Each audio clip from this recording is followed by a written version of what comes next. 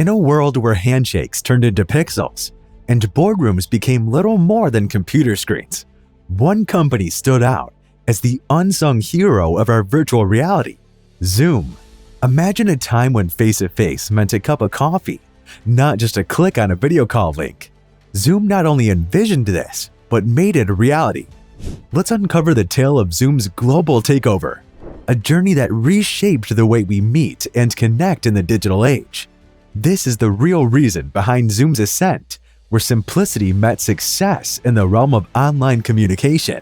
I think we focus on the long-term shareholder value, and in terms of the stock price up and down for the time being, I think we do not focus on that. I truly believe we have a much better future. I think if our shareholders, hold the stock. The story of Zoom is as human as it gets, rooted in the simple desire of a young man named Eric Yuan to stay connected with his girlfriend despite the miles separating them. This longing sparked an idea that grew during his time at Webex, a company that was breaking new ground in video conferencing, but still had plenty of room for improvement. Eric's frustration with the limitations he encountered at Webex turned into a driving force. He envisioned a service that could bring people together effortlessly, without the glitches and hiccups that were all too common. Zoom was chosen as the name because it spoke to the speed and ease with which people could now connect. Eric's dream was to make virtual meetings feel as natural and easy as having a conversation in person. That dream laid the foundation for what Zoom would become, a tool that made communication across distances feel as simple and seamless as being in the same room. In 2011, Eric left his job, taking a leap of faith to build Zoom. He faced the challenge of convincing a team to join his venture, but he believed in his vision. With a small team, he worked hard to turn his dream into reality. The process of building Zoom wasn't without obstacles. Eric and his team encountered hurdles like designing an easy-to-use interface and ensuring a stable connection. Despite these challenges, their determination led to the birth of Zoom. By 2013, Zoom launched its alpha version, marking the beginning of a journey that would eventually change the landscape of virtual communication. Little did they know that their creation would become a household name, especially during the challenging times of the global pandemic. I think the market is very, huge, right? Video is the future of communication. Video is the new voice. That's our focus, right? Even if, Microsoft, they have lots of customers in a large enterprise space. Building Zoom wasn't a walk in the park. Eric Yuan and his team faced many challenges, but they didn't give up. When they launched the beta version, they didn't have a clear plan. They believed in their product, but they struggled to make people notice it. Getting a meeting with the tech reviewer Walt Mossberg was a game changer, but showing Zoom to him hit a snag. His office had no Wi-Fi. They improvised by using a phone hotspot and unexpectedly wowed Mossberg. This resulted in a surge of 50,000 downloads in a day. Despite this success, Zoom faced challenges, with Eric and his small team handling sales, quality assurance, and marketing. Eric's hands-on approach, including personally emailing customers, demonstrated his commitment to improving the product and understanding user needs.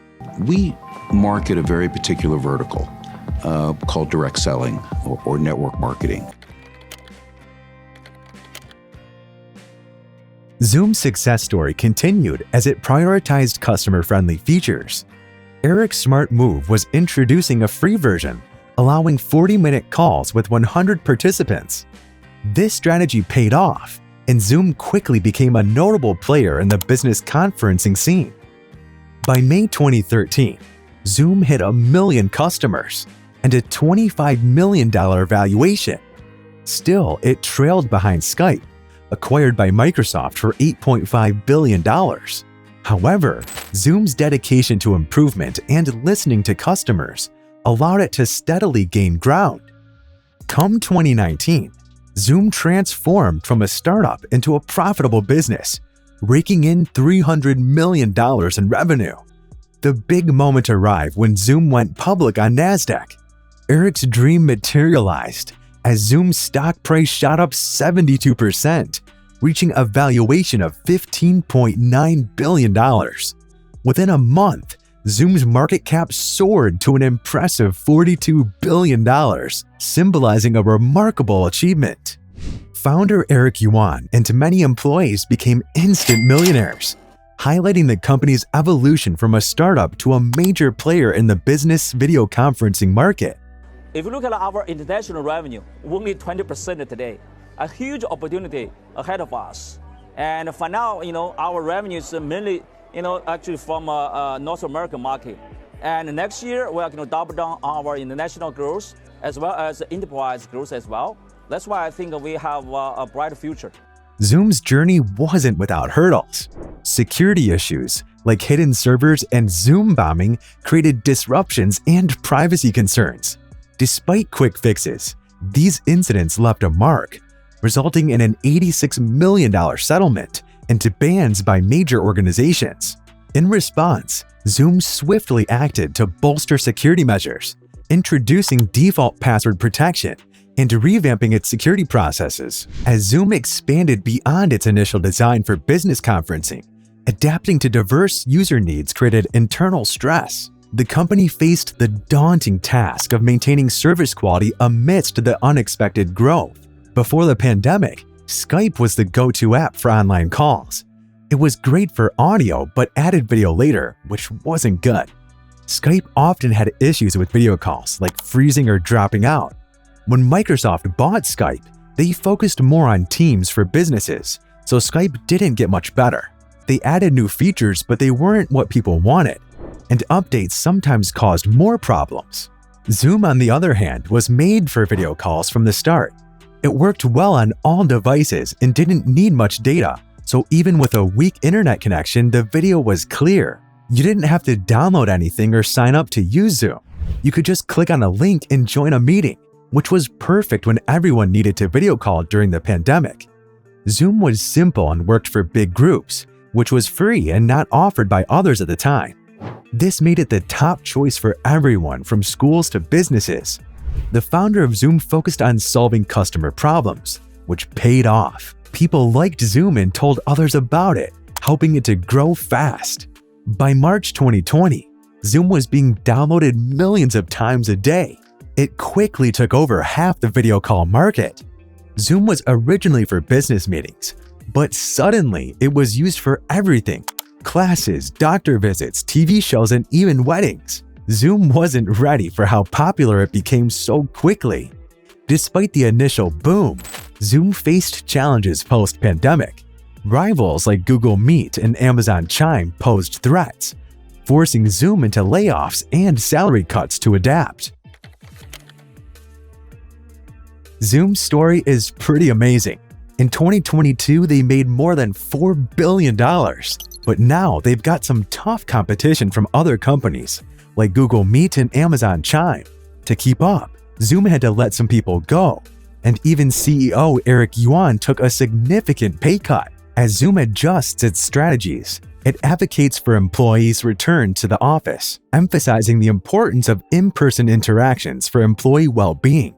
Zoom Video Communications has seen a significant increase in its revenue over the years. In 2020, Zoom's annual revenue was $623 million, which skyrocketed to $2.651 billion in 2021, marking a staggering 325.81% increase.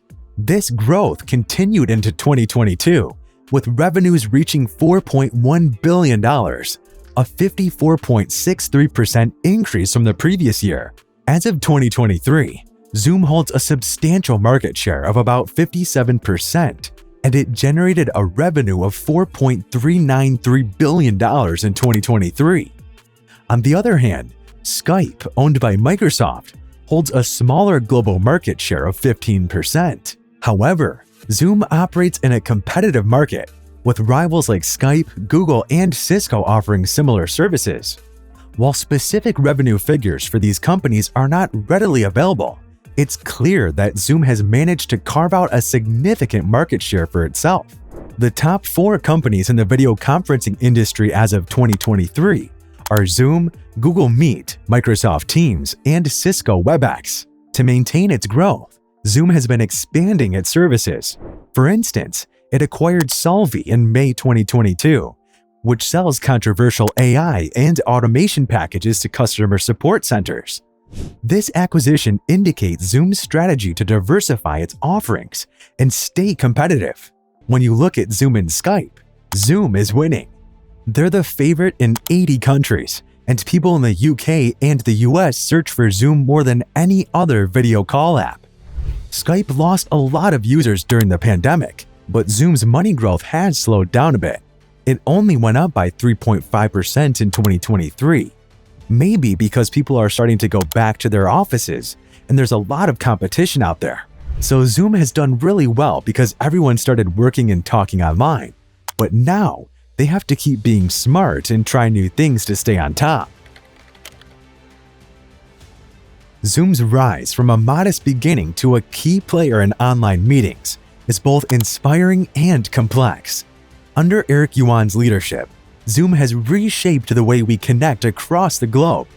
Zoom has faced its share of hurdles, including security issues and stiff competition, but has remained committed to solving problems for its users. Yuan's dedication to customer happiness and ongoing progress has steered Zoom through many surprises. Looking to the future, Zoom's aim to grow through new purchases shows smart planning.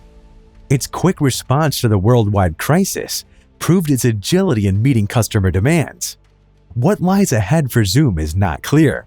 Given the rise of new rivals and changes in the market, Zoom's journey, filled with highs and lows, mirrors the ever-changing tech sector. If you enjoyed this video, don't forget to hit the like and subscribe for more business and tech news. Thanks for watching, and we'll catch you in the next one.